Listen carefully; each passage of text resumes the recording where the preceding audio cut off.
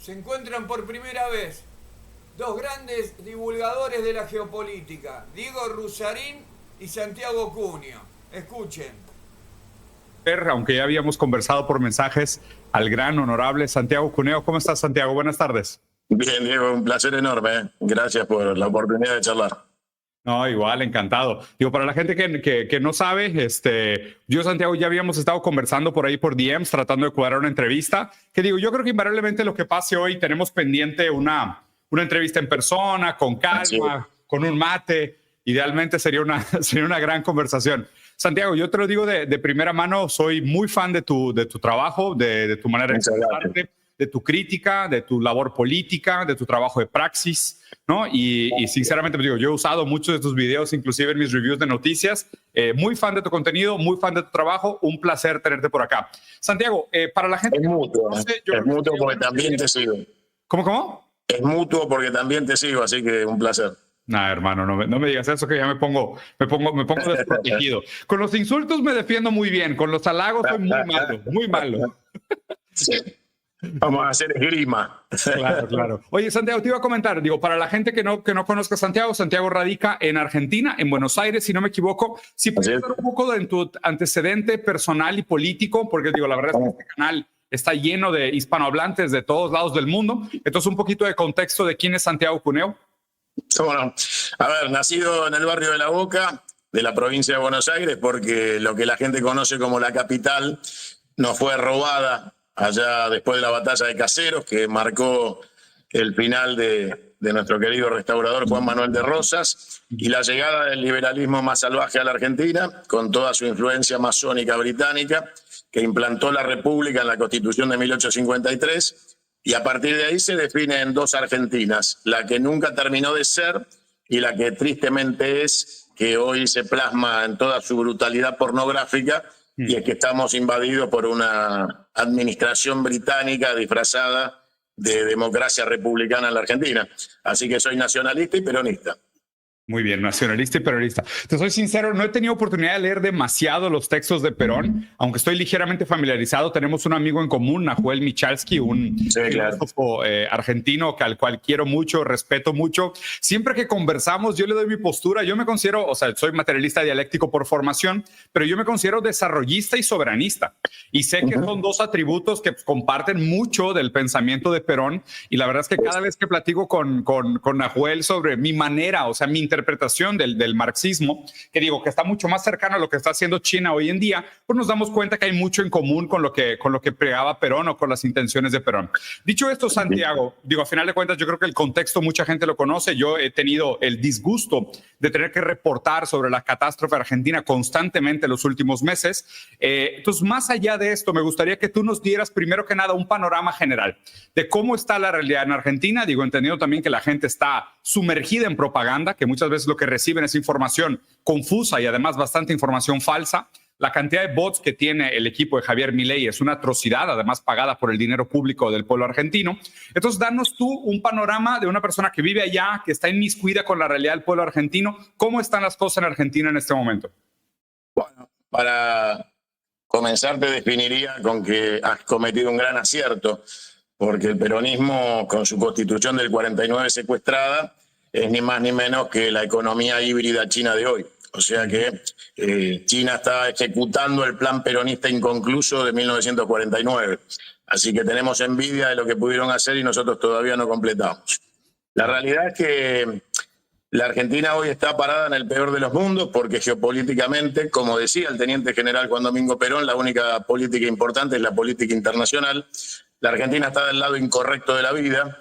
Está junto al genocida de Netanyahu, al criminal de guerra y nazi de Netanyahu, con un involucramiento pornográfico de parte de quien ocupa la presidencia de esta república corrupta y corrompedora que administra la Argentina, que le permite a sola firma, por la vía de decretos y de imposiciones de voluntades antidemocráticas, estamos bajo un gobierno de ocupación autárquico, camino a una dictadura, que se implanta desde los lugares de los peores ejemplos. Esos bots y esos trolls de los que vos hablás, que se financian con el saqueo de la Argentina, son la copia de los centers de Trump y de Bolsonaro.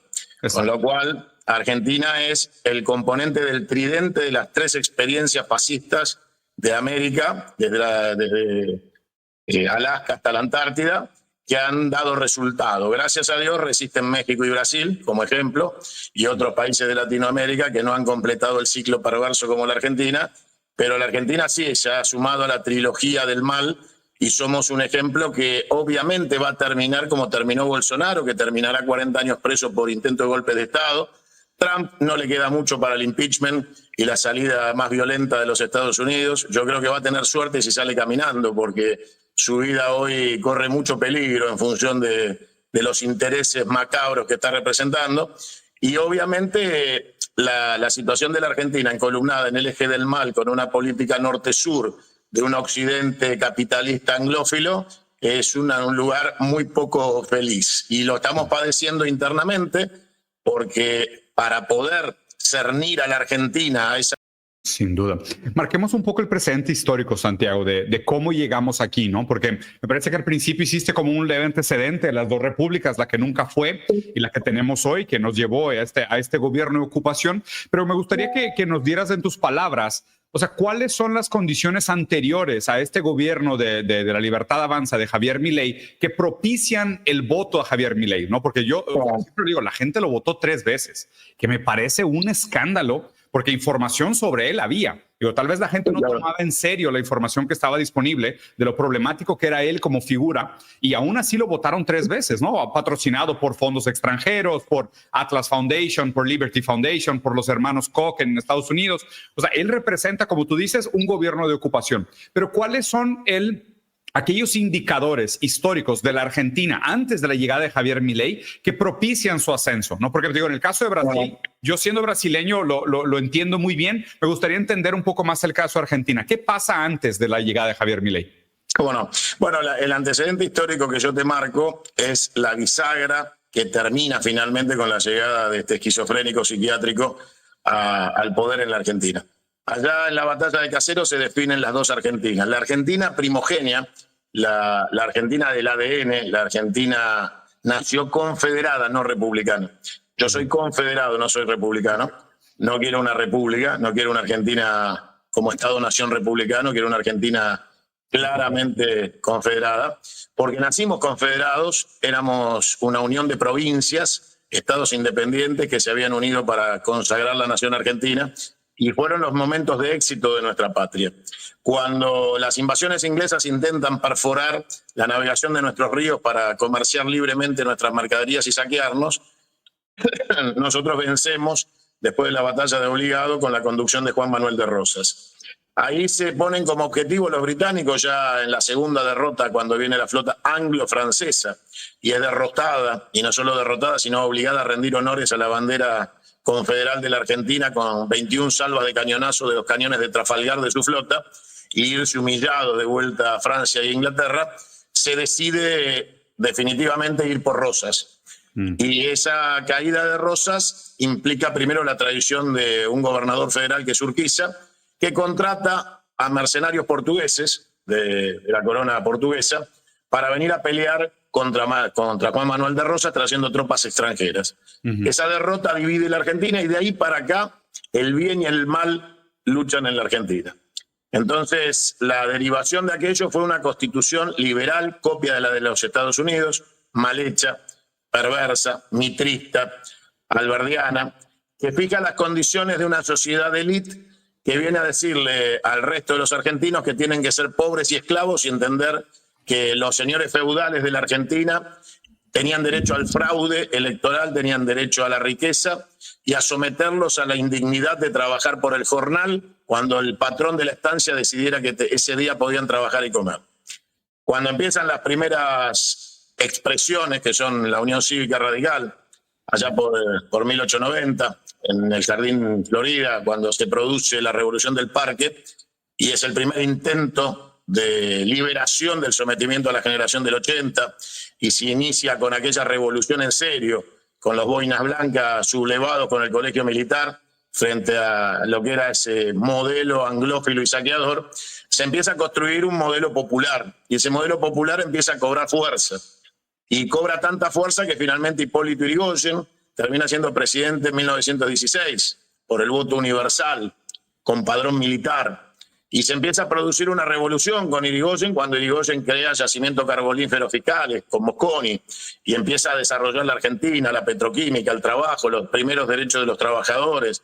Y de ahí nace alguien que era un cadete del colegio militar y observa el proceso revolucionario popular que se llamó Juan Domingo Perón. Y nace la Forja, la fuerza organizadora radical de la joven Argentina que le sirve con Homero Mansi y Jauretche de transición al radicalismo hacia el peronismo del 17 de octubre. Y Perón llega al poder sin deberle nada a nadie, sin deberle a ningún sponsor sus campañas, sin deberle dinero a nadie que lo financió para llegar al poder.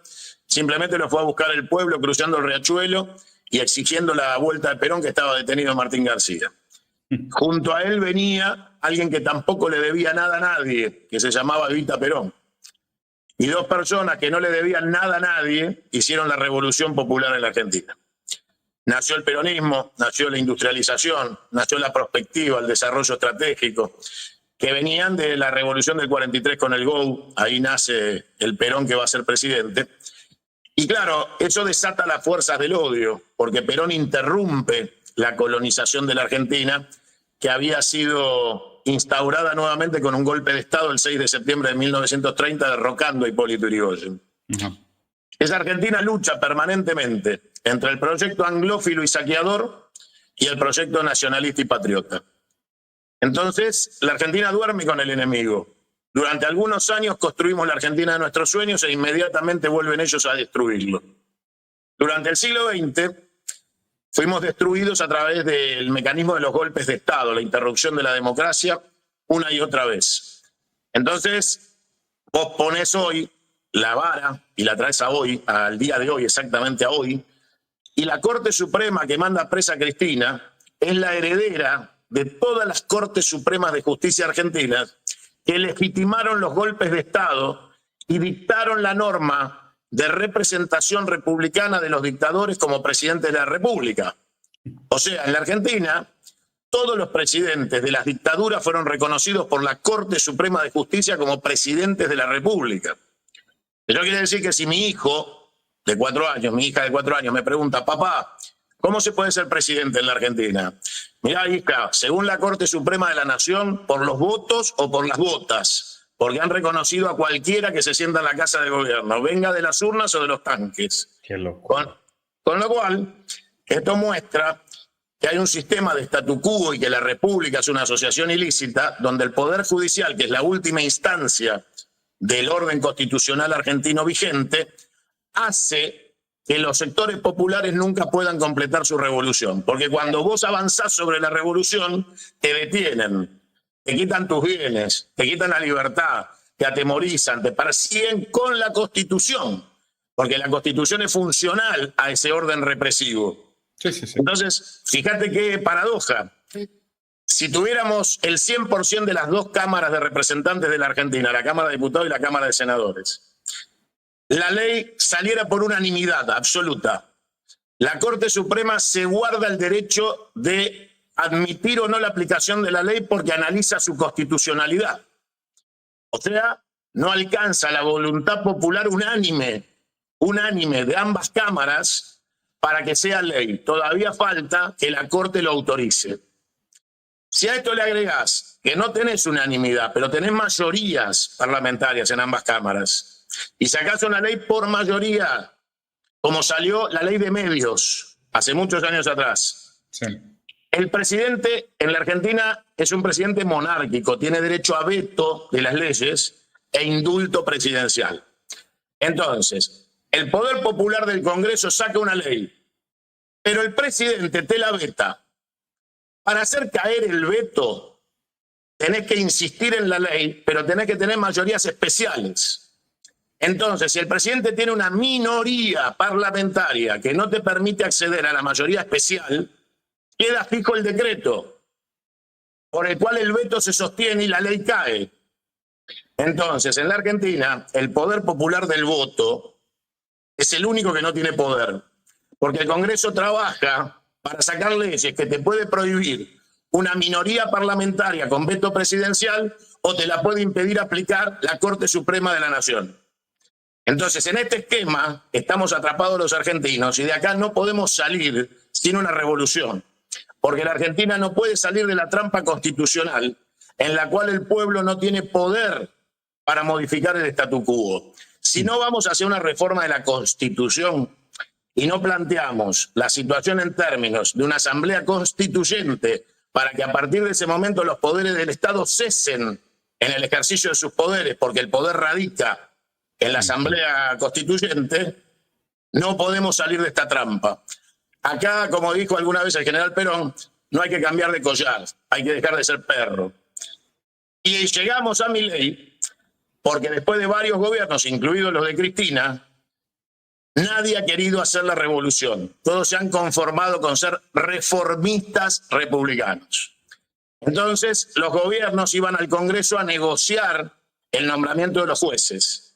Entonces, vos vas a escuchar hoy que algunos dicen los jueces son de Macri. Los jueces los puso Macri. Bueno, esto es una mentira, es una falacia, porque hace 28 años que los que tenemos mayoría en el Senado, donde se nombran los jueces, somos los peronistas. Entonces, si salieron jueces macristas, fue con acuerdo peronista. Y eso es porque no son revolucionarios, son reformistas. Entonces, ¿qué pasó? La sociedad cansada del fracaso y frente a un último gobierno que atravesó la corrupción y la inmoralidad de Alberto Fernández, sumado a un proceso global único e irrepetible, que fue el experimento pandémico desarrollado durante 2 años, donde la Argentina fue protagonista vergonzoso de esa alianza con la Organización Mundial de la Salud.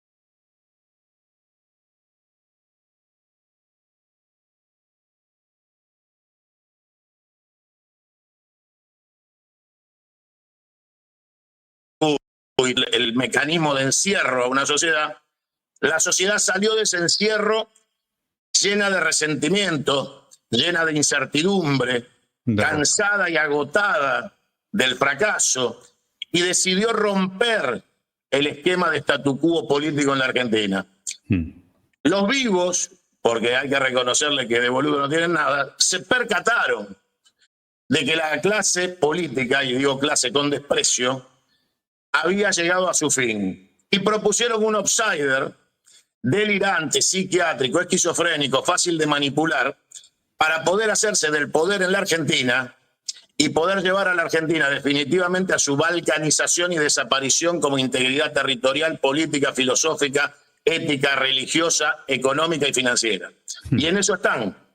Pero ¿cómo llegamos acá? Por los errores propios, porque hicimos las cosas mal. Porque cuando tuvimos que ser revolucionarios fuimos reformistas. Cuando tuvimos que reformar la Constitución, volver a la Constitución del 49 y alinearnos en los BRICS y jugar fuerte con China, con Rusia, jugar fuerte con la India y con Brasil, la Argentina se seguía sentando con la generala de 4 estrellas que visitaba a Cristina en el Senado, seguíamos yendo al Fondo Monetario a pedir disculpas y seguíamos negociando con BlackRock y Templeton. Bueno, todo eso está mal, no declaramos el default soberano, no construimos patria, nos conformamos con resultados electorales y hoy somos víctimas de nuestros propios errores. La carcelera de Cristina es Cristina. Se metió presa sola porque ella no metió preso a Macri cuando lo tuvo que meter. No metió preso a los miembros de la Corte cuando lo tuvo que hacer. Y cuando vos no haces los goles en el arco ajeno, te los hacen en el tuyo. Sí, sí, sí. Fíjate qué interesante, porque tu análisis de la característica intrínseca de la socialdemocracia, resistirse a cualquier tipo de cambio, más allá de los cambios estéticos, ¿no? Porque pareciera que la política hoy en día es un juego de se altera todo aquello que se tiene que alterar para que no cambie nada en el esquema final, ¿no? Como que tienen a la gente profundamente distraída con temas que parecen ser muy importantes, pero realmente son temas que reflejan los intereses y las prioridades de minorías, mientras las relaciones de poder y las asimetrías permanecen iguales, ¿no? Y nosotros estamos casi atrapados en estos juegos. Y fíjate que, o sea, tu crítica al reformismo contra la revolución, yo la comparto muchísimo. O sea, yo creo que ese debería ser el diagnóstico el que tú haces, muy similar a los experimentos de muchos otros países hispanohablantes que tuvieron el mismo problema. Porque al final de cuentas, la metafísica liberal que sostiene el Estado moderno liberal tiene una serie de premisas a priori que imposibilitan su superación, a menos de que sea a través de la vía revolucionaria. Esto es un aprendizaje dolorosísimo para nosotros como continente, como región en el mundo, que lo que tenemos que aprender ahora es de que dime un país que haya logrado realmente un proceso de insubordinación, o sea, de superar el proceso de subordinación neocolonial a través del reformismo. Ninguno lo hizo, no se puede. O sea, todos ellos tuvieron que pasar por alguna manera o por otra por un proceso revolucionario. Entonces, me gusta mucho tu análisis, me parece fantástico, Santiago. Ahora, avancemos un poquito, ¿no? Porque quiero llegar a la figura de Javier, porque entiendo también que tú lo conoces desde hace muchísimo tiempo. Sí, claro. Tú comentaste que hay un grupo que despectivamente esta casta política, ¿no? Que comparto el desprecio. Esta casta política ve esta área de oportunidad, ve esta Argentina derrotada por la pandemia, doblegada, dolida, ¿no? Decepcionada con las instituciones, decepcionada con una serie de promesas crónicas que nunca se cumplen, ¿no? Y ahí, pues digo, también citando a Hegel y a Engels, ¿no? Es como que lo que produce muchas veces estos proyectos reaccionarios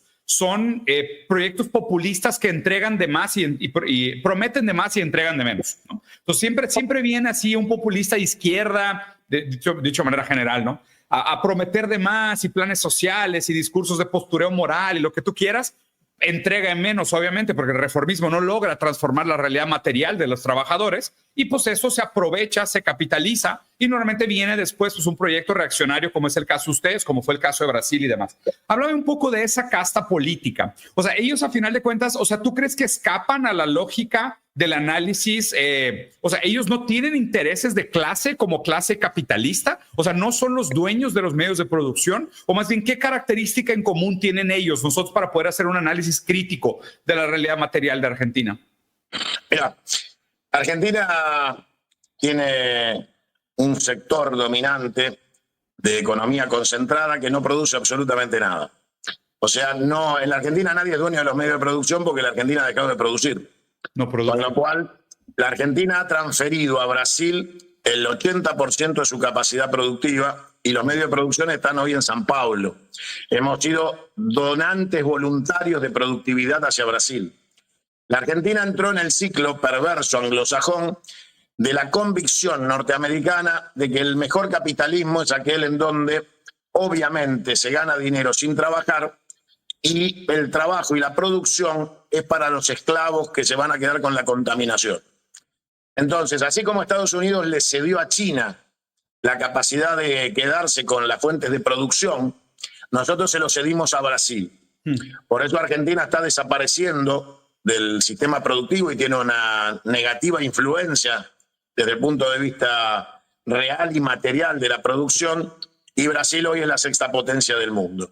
Claro. Entonces, Argentina no tiene una burguesía productiva, tiene una burguesía financiera. Parasitaria.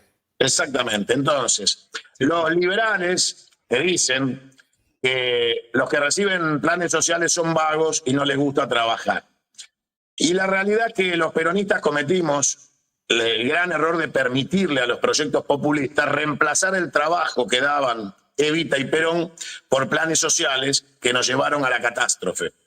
Eso es uno de los grandes motivos por los cuales caímos en el sentir popular y nos desfiguramos como lo que nunca debimos dejar de ser, que es el movimiento social de los trabajadores. Claro. Cuando dejamos de generar trabajo y empezamos a repartir subsidios, dejamos de ser el sueño del trabajador, dejamos de representar sus intereses, dejamos de representar su dignidad, dejamos de ser dirigentes de su ascenso social para transformarnos únicamente en algo así como pastores evangelistas que abrazaban a sus fieles para decirle: pasá por la puerta que te van a dar un plan social. Entonces, como la política no es religión, viste que nuestro Señor Jesucristo dijo: a Dios lo que es de Dios y al César lo que es del César. Entonces la fe, la esperanza, todo eso para la iglesia. La gente en la política te pide resultados. Acá. Y a fin de mes quiere saber si llega o no llega con el salario, y si tiene un salario o se transformó en un marginal con plan social. Sí. La realidad es que en la Argentina los únicos que nunca trabajaron son los liberales. Porque los liberales en la Argentina, desde el principio de los tiempos, son terratenientes vagos que han saqueado la Argentina y que después se han transformado el sistema financiero en la dictadura salvaje y criminal del proceso de reorganización nacional, que con un proceso de transformación y mutación de la oligarquía argentina transformaron a la oligarquía argentina europeizada en una oligarquía argentina yanqui. Cambiaron la Torre Eiffel por Mickey Mouse. Entonces, la política argentina los llevó a sangre y fuego, sangre, represión, desaparecidos, niños robados, secuestro, tortura y muerte, a convencerse que era más fácil vender las fábricas y los tornos y los balancines, ponerlo en dólares a tasa de interés y no volver a trabajar nunca más, dedicarse a la patria financiera. Entonces la Argentina desde la década del 70 ha dejado de producir, no produce más nada. La Argentina